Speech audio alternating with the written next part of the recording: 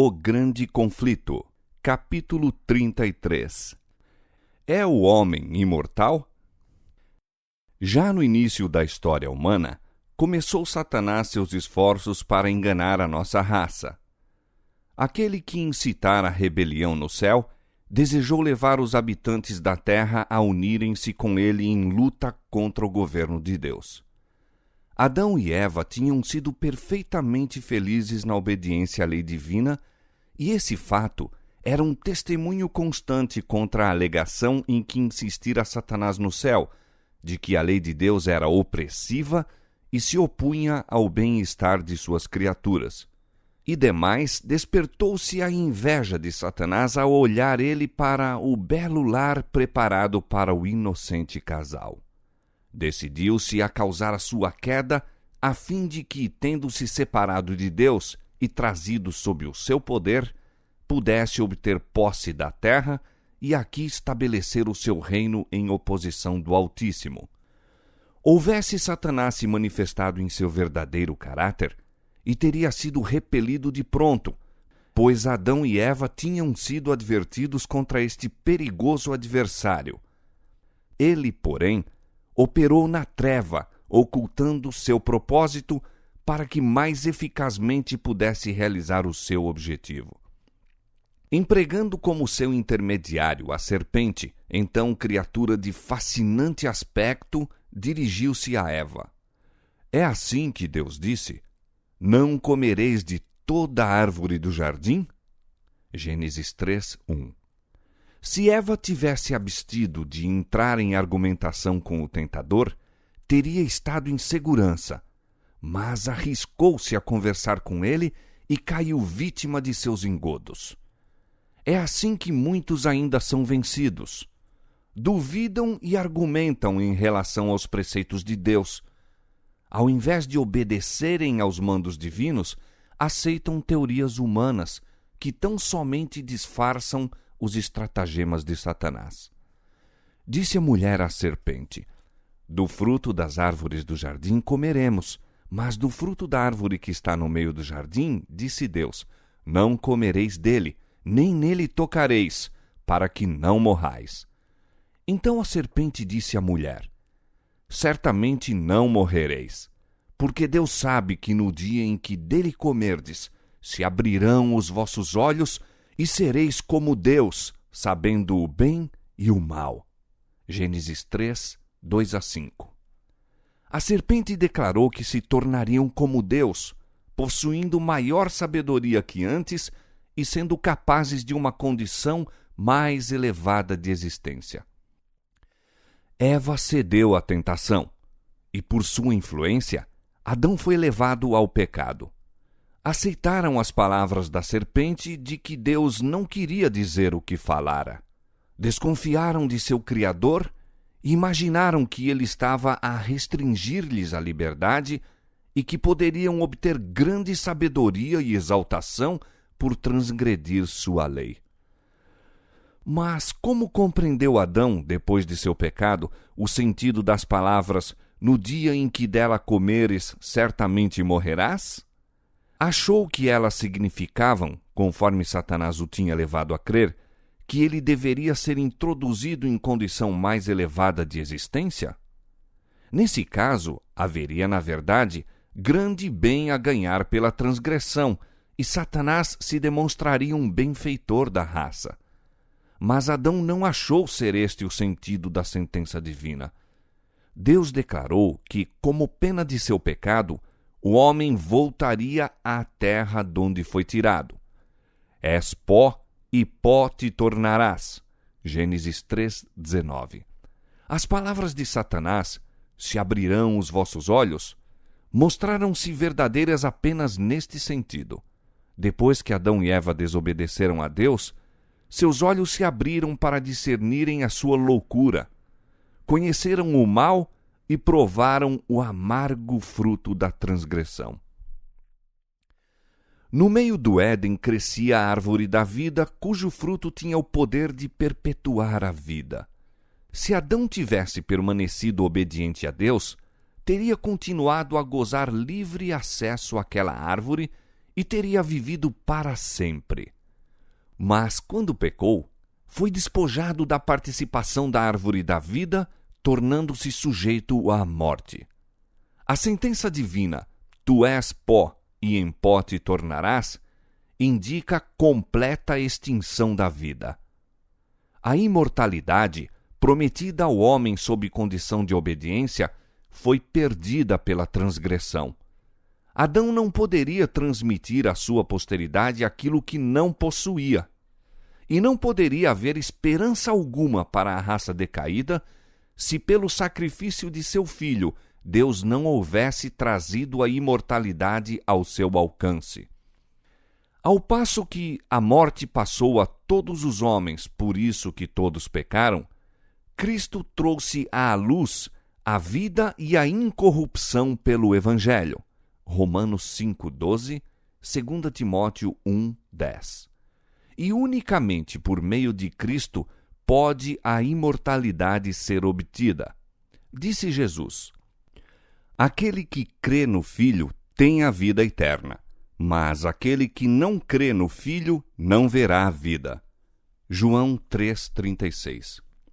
Todo homem pode alcançar a posse desta inapreciável bênção se satisfizer as condições.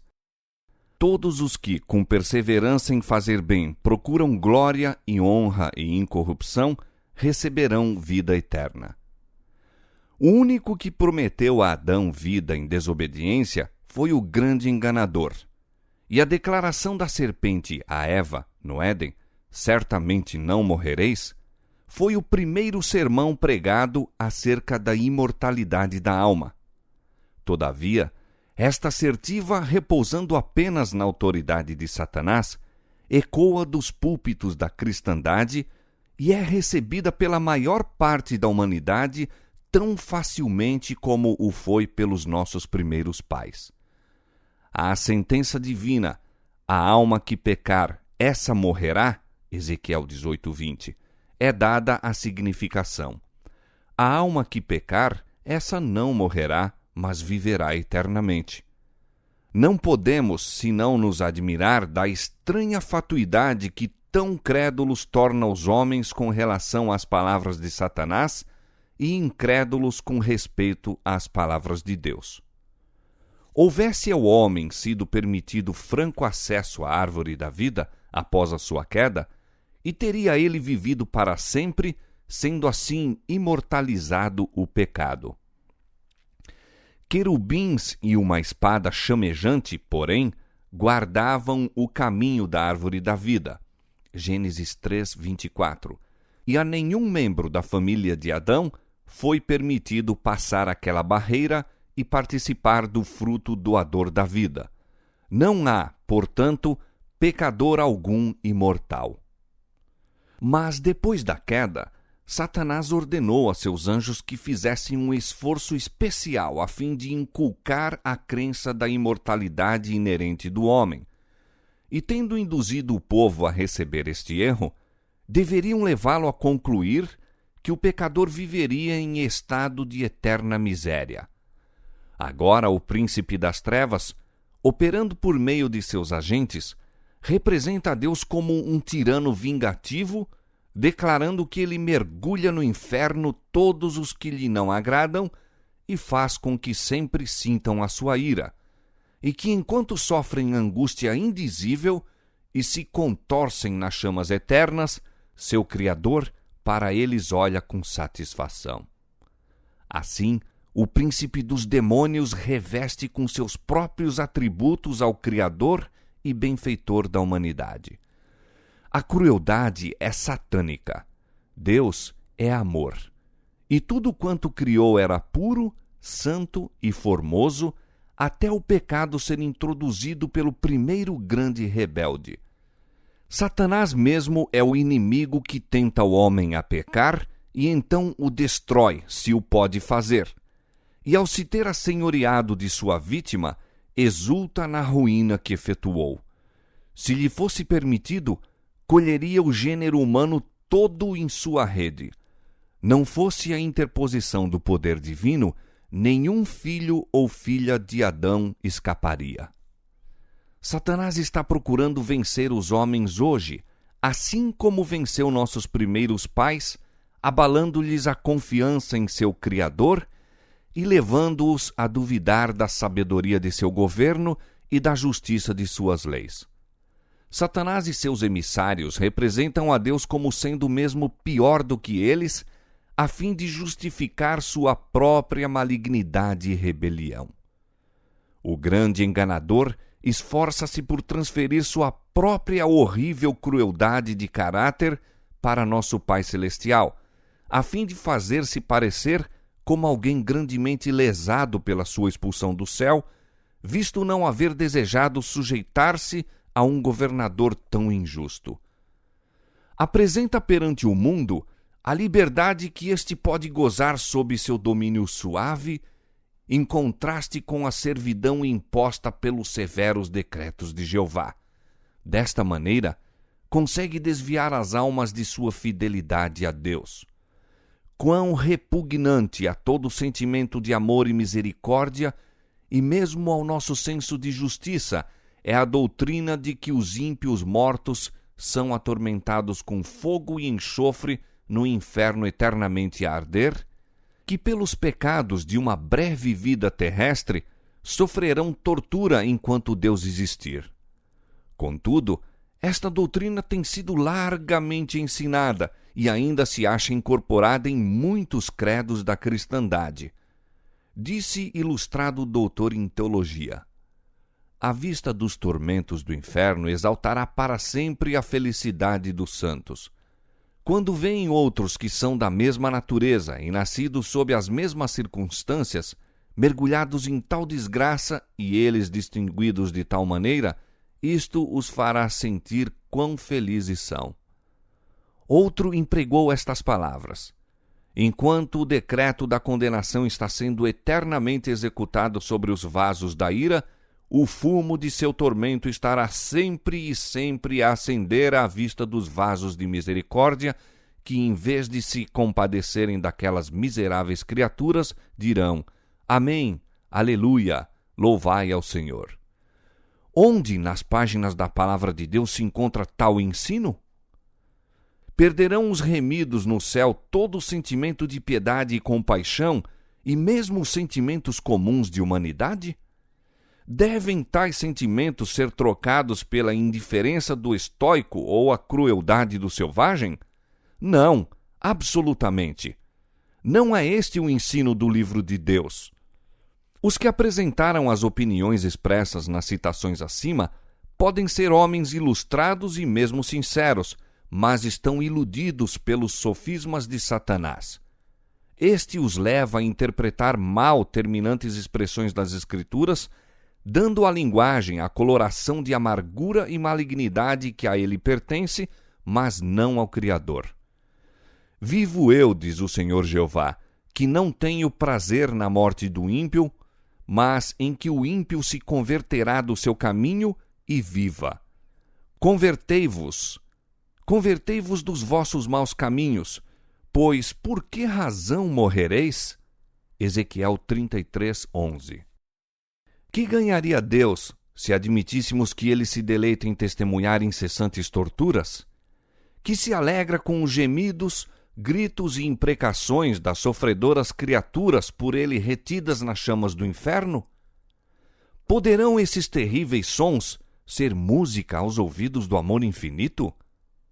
Insiste-se em que a inflição de intérmino sofrimento aos ímpios mostraria o ódio de Deus ao pecado como a um mal ruinoso à paz e à ordem do universo. Terrível blasfêmia! Como se o ódio de Deus ao pecado seja a razão por que este se perpetua. Pois, segundo os ensinos desses teólogos, a contínua tortura sem esperança de misericórdia enlouquece suas infelizes vítimas, e ao derramarem elas sua cólera em maldições e blasfêmias, estão para sempre aumentando sua carga de crimes. A glória de Deus não é encarecida, perpetuando-se desta maneira o pecado, em constante aumento através de eras intérminas.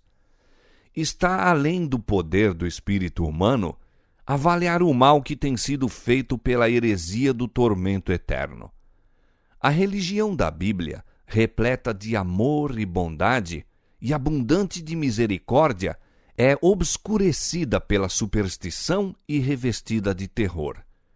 Ao considerarmos em que cores falsas Satanás esboçou o caráter de Deus, surpreender-nos-emos de que nosso misericordioso Criador seja receado, temido e mesmo odiado? As opiniões aterrorizadoras acerca de Deus, que pelos ensinos do púlpito são espalhados pelo mundo, têm feito milhares e mesmo milhões de céticos e incrédulos. A teoria do tormento eterno é uma das falsas doutrinas que constituem o vinho das abominações de Babilônia, do qual ela faz todas as nações beberem. Apocalipse 14, 8 e 17, 2. Que ministros de Cristo hajam aceito esta heresia e a tenham proclamado do púlpito sagrado é, na verdade, um mistério. Eles a receberam de Roma, assim como receberam o falso sábado. É verdade que tem sido ensinada por homens eminentes e piedosos, mas a luz sobre tal assunto não lhes chegou como a nós. Eram responsáveis apenas pela luz que resplandecia em seu tempo. Nós o somos pela que brilha em nossa época. Se nos desviamos do testemunho da palavra de Deus, aceitando falsas doutrinas porque nossos pais as ensinaram, caímos sob a condenação pronunciada sobre Babilônia. Estamos a beber do vinho de suas abominações. Numerosa classe para a qual a doutrina do tormento eterno é revoltante é levada ao erro oposto. Veem que as Escrituras representam a Deus como um ser de amor e compaixão e não podem crer que ele destine suas criaturas aos fogos de um inferno eternamente a arder. Crendo, porém, ser a alma de natureza imortal, não percebem outra alternativa senão concluir que toda a humanidade se salvará por fim. Muitos consideram as ameaças da Bíblia como sendo meramente destinadas a amedrontar os homens para a obediência e não para se cumprirem literalmente. Assim, o pecador pode viver em prazeres egoístas, desatendendo aos preceitos de Deus e, não obstante, esperar ser, ao final, recebido em seu favor. Esta doutrina, admitindo a misericórdia de Deus, mas passando por alto sua justiça, agrada ao coração carnal e torna audazes os ímpios em sua iniquidade. A fim de mostrar como os crentes na salvação universal torcem as Escrituras para sustentarem seus dogmas destruidores de almas, basta citar suas próprias declarações. Nos funerais de um jovem irreligioso que tivera morte instantânea em um desastre, um ministro universalista escolheu como texto a declaração das Escrituras relativa a Davi. Já se tinha consolado acerca de Amon, que era morto. 2 Samuel 13:39. Sou frequentemente interrogado, disse o orador, sobre qual será a sorte dos que deixam o mundo em pecado, que morrem, talvez em estado de embriaguez, morrem sem ter lavado das manchas escarlates do crime as suas vestes, ou como este jovem sucumbiu, nunca tendo feito qualquer profissão ou gozado experiência religiosa. Estamos contentes com as Escrituras. Sua resposta resolverá o terrível problema. Amnon era muitíssimo pecador. Ele não estava arrependido. Fizeram-no embriagar-se e, estando em estado de embriaguez, foi morto. Davi era profeta de Deus. Ele deveria saber se iria mal ou bem com Amnon no mundo vindouro. Quais foram as expressões de seu coração? Então tinha o rei Davi saudades de Absalão, porque já se tinha consolado acerca de Amnon, que era morto. E qual é a inferência a fazer desta linguagem? Não é que o sofrimento intérmino não fazia parte de sua crença religiosa? Assim o concebemos. E aqui descobrimos um argumento triunfante em apoio da mais agradável, mais iluminada, mais benévola hipótese da pureza e paz universal e final.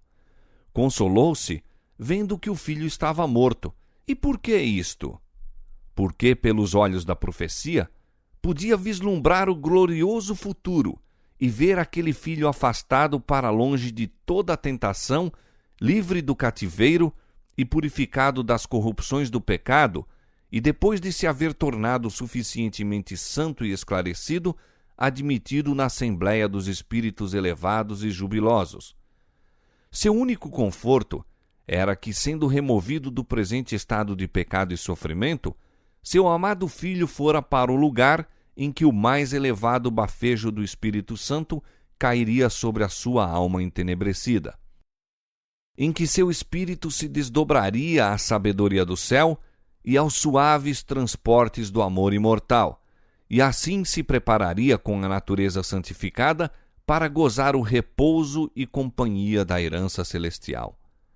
Nesse sentido, é que desejamos ser compreendidos como crentes que somos, de que a salvação do céu não depende de coisa alguma que possamos fazer nesta vida, nem da mudança do coração feita presentemente, nem da crença atual, nem de uma profissão religiosa. Assim, reitera o professo ministro de Cristo, a falsidade conferida pela serpente no Éden: certamente não morrereis. No dia em que dela comerdes, se abrirão os vossos olhos e sereis como Deus. Ele declara que o mais vil pecador, o assassino, o ladrão, o adúltero, estarão depois da morte preparados para entrar na bem-aventurança eterna. E de onde tira este adulterador das Escrituras as suas conclusões? De uma simples sentença que exprime a submissão de Davi aos desígnios da providência. Ele tinha saudades de Absalão, porque já se tinha consolado acerca de Amnon, que era morto. Tendo-se o pungimento desta dor abrandado pelo tempo, seus pensamentos volveram do filho morto para o vivo, o qual se exilara pelo medo do justo castigo de seu crime. E esta é a prova de que o incestuoso e ébrio Amnon foi à sua morte imediatamente transportado para as bem-aventuradas habitações, a fim de ser ali purificado e preparado para a companhia dos anjos sem pecado. Fábula aprazível, por certo, muito apropriada para satisfazer o coração carnal. Esta é a própria doutrina de Satanás, e ele realiza sua obra eficazmente. Deveríamos surpreender-nos de que com tal instrução prevaleça a impiedade? O caminho seguido por este falso ensinador ilustra o de muitos outros. Umas poucas palavras das Escrituras são separadas do contexto, o qual, em muitos casos, mostraria ser o seu sentido exatamente o contrário da interpretação a elas dada. E tais passagens desconexas são pervertidas e usadas em prova de doutrinas que não têm fundamento na palavra de Deus. O testemunho citado como prova de que o ébrio Amon está no céu é uma simples conjectura, contradita terminantemente pela declaração expressa e positiva das Escrituras de que nenhum bêbado herdará o reino de Deus. 1 Coríntios 6:10. Assim é que os que duvidam, os descrentes e os céticos, mudam a verdade em mentira. E multidões têm sido enganadas por seus sofismas e embaladas para adormecerem no berço da segurança carnal. Se fosse verdade que a alma passa diretamente para o céu na hora do falecimento, bem poderíamos então anelar a morte em lugar da vida. Por esta crença, muitos têm sido levados a pôr termo à existência. Quando dominados pelas dificuldades, perplexidades e desapontamento, parece coisa fácil romper o tênue fio da vida e voar além para as bênçãos do mundo eterno. Deus deu em sua palavra prova decisiva de que punirá os transgressores de sua lei. Os que se lisonjeiam de que ele é muito misericordioso para exercer justiça contra o pecador, apenas têm de olhar para a cruz do Calvário. A morte do imaculado Filho de Deus testifica que o salário do pecado é a morte, que toda violação da lei de Deus deve receber sua justa paga. Cristo, que não tinha pecado, se fez pecado pelo homem. Arrostou a culpa da transgressão, sendo-lhe ocultado o rosto do Pai, até se lhe quebrantar o coração e desfazer a vida. Todo esse sacrifício foi feito a fim de os pecadores poderem ser remidos. De nenhum outro modo conseguiria o homem livrar-se da pena do pecado. E toda alma que se recusa a tornar-se participante da expiação provida a tal preço deve levar em si própria a culpa e o castigo da transgressão.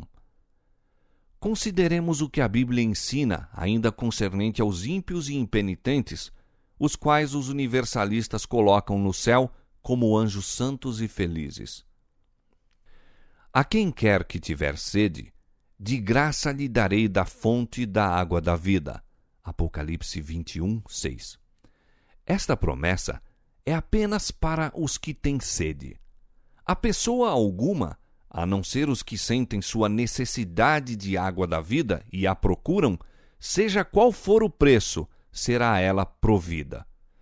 Quem vencer herdará todas as coisas, e eu serei seu Deus, e ele será meu filho.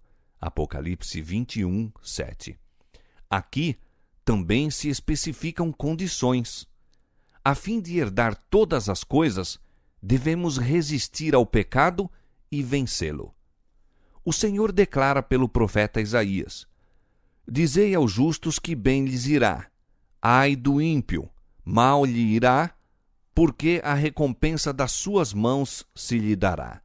Isaías capítulo 3, versos 10 e 11. Ainda que o pecador faça mal 100 vezes e os dias se lhe prolonguem, eu sei com certeza que bem sucede aos que temem a Deus, aos que temerem diante dele, mas ao ímpio não irá bem. Eclesiastes capítulo 8, versos 12 e 13. E Paulo testifica que o pecador está entesourando para si ira no dia da ira e da manifestação do juízo de Deus, o qual recompensará cada um segundo suas obras. Tribulação e angústia sobre toda a alma do homem que obra o mal. Romanos capítulo 2, versos 5, 6 e 9. Nenhum fornicário ou impuro ou avarento, o qual é idólatra, tem herança no reino de Cristo e de Deus. Efésios 5, 5. Segui a paz com todos e a santificação, sem a qual ninguém verá o Senhor. Hebreus 12, 14.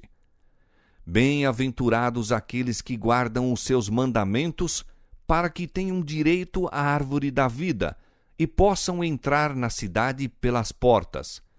Ficarão de fora os cães, os feiticeiros e os que se prostituem, e os homicidas e os idólatras, e qualquer que ama e comete a mentira. Apocalipse 22, 14 e 15.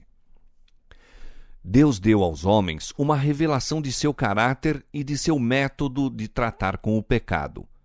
Jeová, o Senhor, Deus misericordioso e piedoso, tardio em iras e grande em beneficência e verdade, que guarda a beneficência em milhares, que perdoa a iniquidade e a transgressão e o pecado, que ao culpado não tem por inocente. Êxodo 34, versos 6 e 7. Todos os ímpios serão destruídos. Quanto aos transgressores, serão a uma destruídos, e as relíquias dos ímpios todas perecerão. Salmo capítulo 145, verso 20 e capítulo 37, verso 38. O poder e a autoridade do governo divino serão empregados para abater a rebelião. Contudo, todas as manifestações de justiça retribuidora serão perfeitamente coerentes com o caráter de Deus como um ser misericordioso, longânimo e benévolo. Deus não força a vontade ou o juízo de ninguém.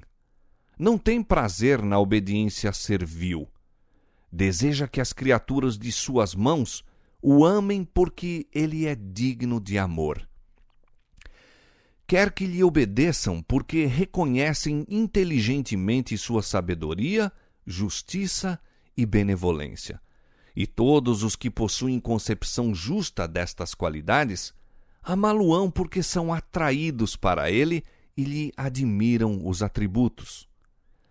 Os princípios de bondade, misericórdia e amor, ensinados e exemplificados por Jesus Cristo, são um transunto da vontade e caráter de Deus. Cristo declarou que ele nada ensinava a não ser que o recebera do Pai. Os princípios do governo divino estão em perfeita harmonia com os preceitos do Salvador: amai vossos inimigos. Deus executa justiça sobre os ímpios para o bem do universo e mesmo daqueles sobre quem seus juízos são aplicados. Ele os faria ditosos se o pudesse fazer de acordo com as leis de seu governo e a justiça de seu caráter. Cerca-os de manifestações de seu amor, confere-lhes conhecimento de sua lei, acompanhando-os com o oferecimento de sua misericórdia. Eles, porém, lhe desprezam o amor, anulam a lei e rejeitam a misericórdia. Ao mesmo tempo em que constantemente recebem seus dons, desonram o doador, odeiam a Deus porque sabem que ele aborrece os seus pecados. O Senhor suporta a sua perversidade, mas virá finalmente a hora decisiva em que se deve decidir o seu destino. Acorrentará ele, então, esses rebeldes a seu lado? Forçá-los-á a fazerem a sua vontade? Os que escolheram a Satanás como chefe e por seu poder têm sido dirigidos, não estão preparados para comparecer à presença de Deus. O orgulho, o engano, a licenciosidade, a crueldade fixaram-se em seu caráter. Podem eles entrar no céu para morar para sempre com aqueles a quem desprezaram e odiaram na terra? A verdade nunca será agradável ao mentiroso. A humildade não satisfará o conceito de si mesmo e o orgulho. A pureza não é aceitável ao corrupto. O amor abnegado não parece atrativo ao egoísta. Que fonte de gozo poderia oferecer o céu para os que se acham totalmente absortos nos interesses terrenos e egoístas? Poderiam aqueles cuja vida foi empregada em rebelião contra Deus ser subitamente transportados para o céu e testemunhar o estado elevado e santo de perfeição que ali sempre existe, estando toda a alma cheia de amor, todo o rosto irradiando alegria, ecoando em honra de Deus e do Cordeiro uma arrebatadora música em acordes melodiosos e fluindo da face daquele que se assenta sobre o trono uma incessante torrente de luz sobre os remidos? Sim, poderiam aqueles cujo coração está cheio de ódio a Deus, à verdade e santidade, unir-se à multidão celestial e participar de seus cânticos de louvor? Poderiam suportar a glória de Deus e do Cordeiro? Não, absolutamente. Anos de graça lhes foram concedidos a fim de que pudessem formar caráter para o céu. Eles, porém, nunca exercitaram a mente no amor à pureza. Nunca aprenderam a linguagem do céu, e agora é demasiado tarde. Uma vida de rebeldia contra Deus incapacitou-os para o céu. A pureza, santidade e paz dali lhe seria uma tortura. A glória de Deus seria um fogo consumidor. Almejariam fugir daquele santo lugar. Receberiam alegremente a destruição para que pudessem esconder-se da face daquele que morreu para os remir. O destino dos ímpios se fixa por sua própria escolha. Sua exclusão do céu é espontânea da sua parte e justa e misericordiosa da parte de Deus. Semelhantes às águas do dilúvio, os fogos do grande dia declaram o veredito divino de que os ímpios são incorrigíveis. Não se sentem dispostos a submeter-se à autoridade divina. Sua vontade foi exercitada na revolta e, ao terminar a vida, é demasiado tarde para fazer voltar o curso de seus pensamentos em direção oposta, tarde demais para volverem da transgressão à obediência, do ódio ao amor.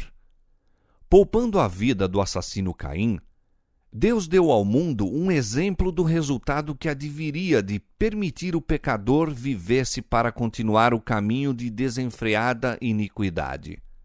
Pela influência do ensino e exemplo de Caim, multidões de seus descendentes foram levados ao pecado até que a maldade do homem se multiplicara sobre a terra, e toda a imaginação dos pensamentos de seu coração era só má continuamente.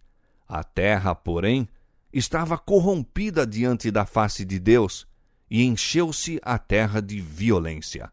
Gênesis capítulo 6, versos 5 e 11. Em misericórdia para com o mundo, Deus supriu seus ímpios habitantes no tempo de Noé. Em misericórdia, destruiu os corruptos habitantes de Sodoma. Mediante o poder enganador de Satanás, os obradores da iniquidade obtêm simpatia e admiração e estão assim constantemente levando outros à rebeldia.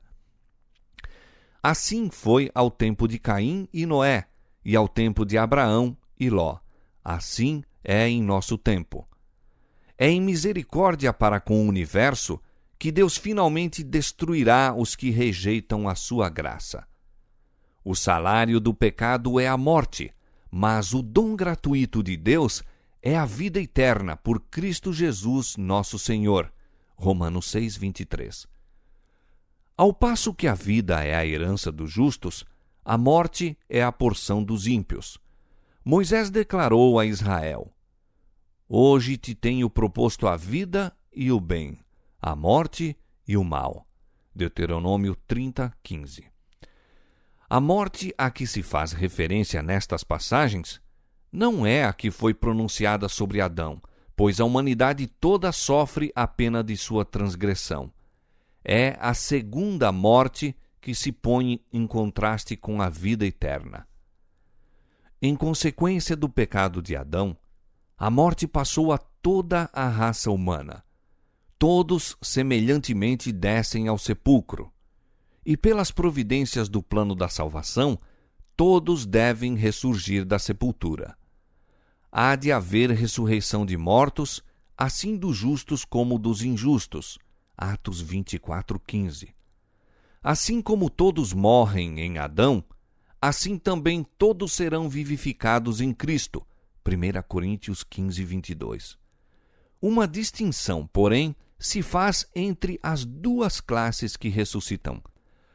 Todos os que estão nos sepulcros ouvirão a sua voz, e os que fizeram o bem sairão para a ressurreição da vida, e os que fizeram o mal para a ressurreição da condenação.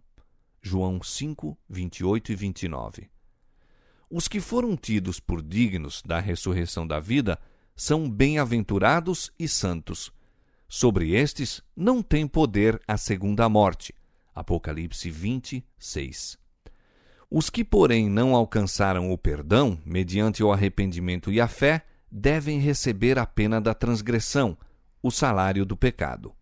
Sofrem castigo que varia em duração e intensidade segundo suas obras, mas que finalmente termina com a segunda morte. Visto ser impossível para Deus, de modo coerente com a sua justiça e misericórdia, salvar o pecador em seus pecados, ele o despoja da existência, que perdeu por suas transgressões e da qual se mostrou indigno. Diz um escritor inspirado: ainda um pouco, e o ímpio não existirá. Olharás para o seu lugar e não aparecerá. E outro declara: e serão como se nunca tivessem sido. Salmo 37, verso 10 e Obadias 16. Cobertos de infâmia, mergulham sem esperança no ouvido eterno. Assim se porá termo ao pecado, juntamente com toda a desgraça e ruína que dele resultaram. Diz o salmista: destruíste os ímpios, apagaste o seu nome para sempre e eternamente. Ó inimigo, consumaram-se as assolações. Salmo capítulo 9, versos 5 e 6. João, no Apocalipse, olhando para a futura condição eterna, ouve uma antífona universal de louvor imperturbada por qualquer nota de discórdia. Toda criatura no céu e na terra atribui a glória a Deus. Apocalipse 5, 13. Não haverá então almas perdidas para blasfemarem de Deus, contorcendo-se em tormento interminável.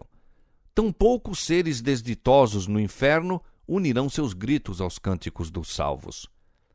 Sobre o erro fundamental da imortalidade inerente, repousa a doutrina da consciência na morte, doutrina que, semelhantemente à do tormento eterno, se opõe aos ensinos das Escrituras, aos ditames da razão e a nossos sentimentos de humanidade. Segundo a crença popular, os remidos no céu estão a par de tudo que ocorre na terra, e especialmente da vida dos amigos que deixaram após si. Mas como poderia ser fonte de felicidade para os mortos o saberem das dificuldades dos vivos, testemunhar os pecados cometidos por seus próprios amados e vê-los suportar todas as tristezas, desapontamentos e angústias da vida? Quanto da bem-aventurança celeste seria fruída pelos que estivessem contemplando seus amigos na terra? E quão revoltante, não é, a crença de que, logo que o fôlego deixa o corpo, a alma do impenitente é entregue às chamas do inferno. Em quão profundas angústias deverão mergulhar os que veem seus amigos passarem a sepultura sem se acharem preparados para entrar numa eternidade de miséria e pecado. Muitos têm sido arrastados à insanidade por este inquietante pensamento. Que dizem as Escrituras com relação a estas coisas? Davi declara que o homem não se acha consciente na morte. Sai-lhes o espírito e eles tornam-se em sua terra. Naquele mesmo dia perecem os seus pensamentos. Salmo 146, verso 4. Salomão dá o mesmo testemunho. Os vivos sabem que hão de morrer, mas os mortos não sabem coisa nenhuma. O seu amor, o seu ódio e a sua inveja já pereceram, e já não têm parte alguma neste século em coisa alguma do que se faz debaixo do sol. Na sepultura para onde tu vais, não há obra, nem indústria, nem ciência, nem sabedoria alguma.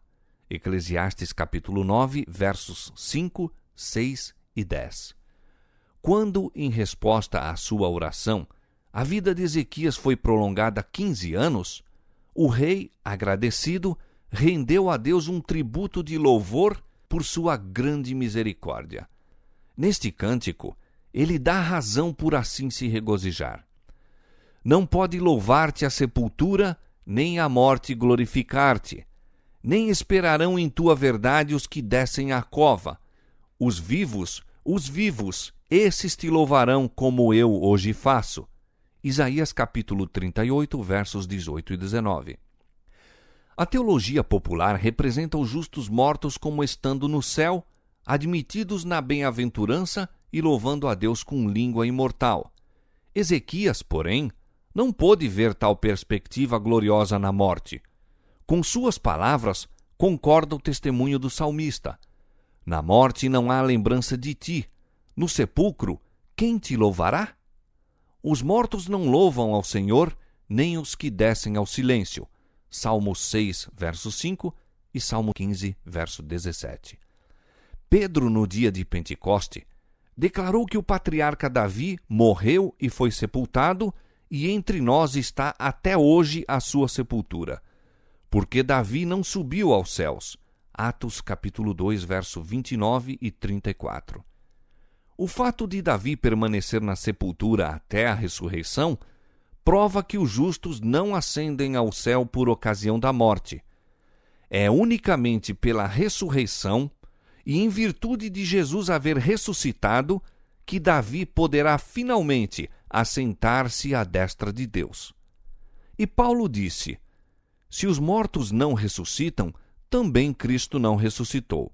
E se Cristo não ressuscitou, é vã a vossa fé, e ainda permaneceis nos vossos pecados. E também os que dormiram em Cristo estão perdidos. 1 Coríntios capítulo 15, versos 16 a 18. Se durante 4.000 anos os justos tivessem à sua morte ido diretamente para o céu, como poderia Paulo ter dito que se não há ressurreição, os que dormiram em Cristo estão perdidos? Não seria necessário ressurreição. O mártir Tyndale, referindo-se ao estado dos mortos, declarou: confesso abertamente que não estou persuadido de que eles já estejam na plena glória em que Cristo se acha ou em que estão os anjos eleitos de Deus. Tampouco é isto artigo de minha fé, pois se assim fosse, não vejo nisto senão que o pregar a ressurreição da carne seria coisa vã. É fato inegável que a esperança da imortal bem-aventurança ao morrer tem terminado generalizada a negligência da doutrina bíblica da ressurreição. Esta tendência foi notada pelo Dr. Adão Clarke, que disse: a doutrina da ressurreição parece ter sido julgada de muito maiores consequências entre os primeiros cristãos do que o é hoje. Como é isto? Os apóstolos estavam continuamente insistindo nela e concitando os seguidores de Cristo à diligência, obediência e animação por meio dela. E seus sucessores, na atualidade, raras vezes a mencionam. Pregavam-na os apóstolos, nela criam os primitivos cristãos, pregamo-la nós e nela creem nossos ouvintes. Não há doutrina no Evangelho a que se dê maior ênfase, e não há doutrina no atual conjunto dos assuntos pregados que seja tratada com maior negligência. Este estado de coisas tem continuado a ponto de ficar a gloriosa verdade da ressurreição quase totalmente obscurecida e perdida de vista pelo mundo cristão. Assim, um dos principais escritores religiosos, comentando as palavras de Paulo em 1 Tessalonicenses capítulo 4, versos 13 a 18, diz: para todo o fim prático de consolação, a doutrina da bem-aventurada imortalidade dos justos toma para nós o lugar de qualquer doutrina duvidosa acerca da segunda vinda do Senhor. Por ocasião de nossa morte, o Senhor vem a nós. É isto que devemos esperar e aguardar. Os mortos já passaram para a glória, não esperam a trombeta para o seu juízo e bem-aventurança. Quando, porém, estava para deixar seus discípulos, Jesus não lhes disse que logo iriam ter com ele. Vou preparar-vos lugar, disse ele. E se eu for e vos preparar lugar, virei outra vez e vos levarei para mim mesmo. João 14, versos 2 e 3. E diz-nos Paulo, mais, que o mesmo Senhor descerá do céu com alarido e com voz de arcanjo e com a trombeta de Deus, e os que morreram em Cristo ressuscitarão primeiro. Depois, nós, os que ficarmos vivos, seremos arrebatados juntamente com ele nas nuvens a encontrar o Senhor nos ares, e assim estaremos sempre com o Senhor. E acrescenta: consolai-vos uns aos outros com estas palavras. 1 Tessalonicenses capítulo 4, versos 16 a 18. Quão grande é o contraste entre essas expressões de conforto e as do ministro universalista citadas acima. O último consolou os que foram despojados da companhia do seu ente querido com a afirmação de que, por mais pecador que o morto pudesse haver sido, ao expirar aqui, seria recebido entre os anjos. São Paulo aponta a seus irmãos a futura vinda do Senhor, quando os grilhões do túmulo serão quebrados e os mortos em Cristo ressuscitarão para a vida eterna. Antes de qualquer pessoa poder entrar nas mansões dos bem-aventurados, seu caso deverá ser investigado e seu caráter e ações deverão passar em revista perante Deus. Todos serão julgados de acordo com as coisas escritas nos livros e recompensados conforme tiverem sido as suas obras. Este juízo não ocorre por ocasião da morte. Notai as palavras de Paulo. Tem determinado um dia em que com justiça há de julgar o mundo por meio do varão que destinou, e disto deu certeza a todos, ressuscitando-o dos mortos. Atos 17, 31. Aqui o apóstolo terminantemente declara que um tempo específico, então no futuro, fora fixado para o juízo do mundo. Judas se refere ao mesmo tempo aos anjos que não guardaram o seu principado, mas deixaram a sua própria habitação, reservou na escuridão e em prisões eternas até ao juízo daquele grande dia. E cita ainda as palavras de Enoque.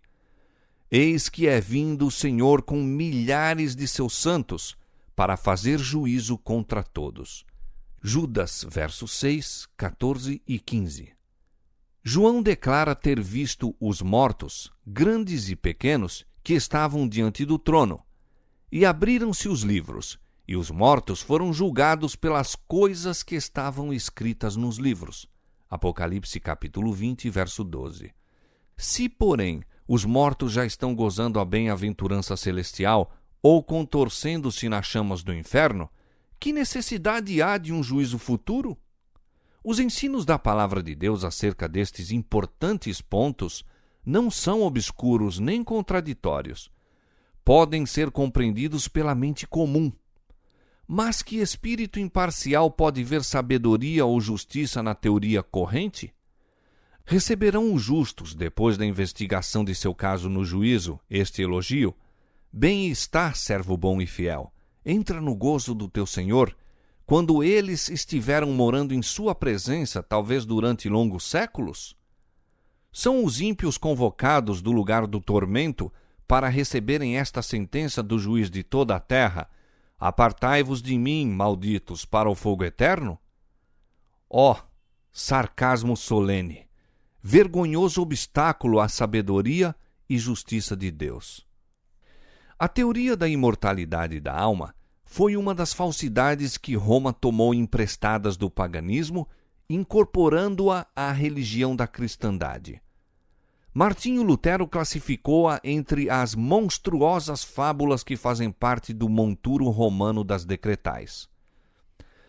Comentando as palavras de Salomão no Eclesiastes, de que os mortos não sabem coisa nenhuma, diz o reformador: outro passo provando que os mortos não têm sentimento. Não há ali, diz ele, deveres, ciência, conhecimento, sabedoria. Salomão opinou que os mortos estão a dormir e nada sentem absolutamente, pois os mortos ali jazem, não levando em conta nem dias nem anos, mas quando despertarem, parecer-lhes-á haver dormido apenas 1 minuto.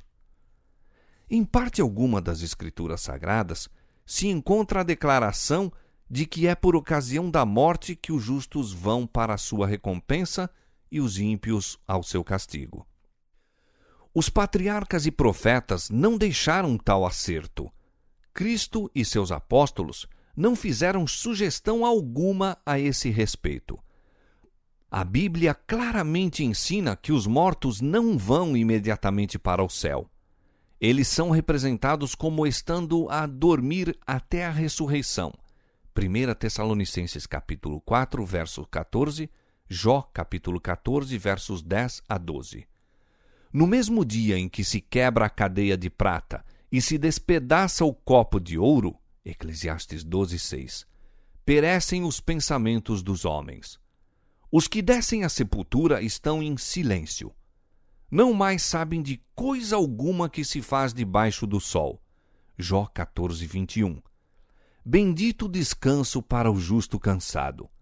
Seja longo ou breve o tempo, não é para eles senão um momento.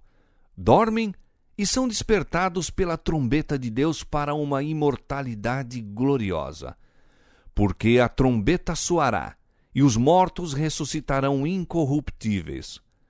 Quando isto que é corruptível se revestir da incorruptibilidade, e isto que é mortal se revestir da imortalidade, então cumprir-se-á a palavra que está escrita: tragada foi a morte na vitória. 1 Coríntios capítulo 15, versos 52 a 54.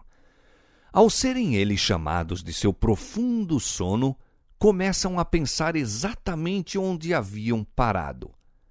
A última sensação foi a agonia da morte. O último pensamento, o de que estavam a cair sob o poder da sepultura. Ao se levantarem da tumba, seu primeiro alegre pensamento se expressará na triunfante aclamação: onde está, ó morte, o teu aguilhão? Onde está, ó inferno, a tua vitória? 1 Coríntios capítulo 15, verso 55.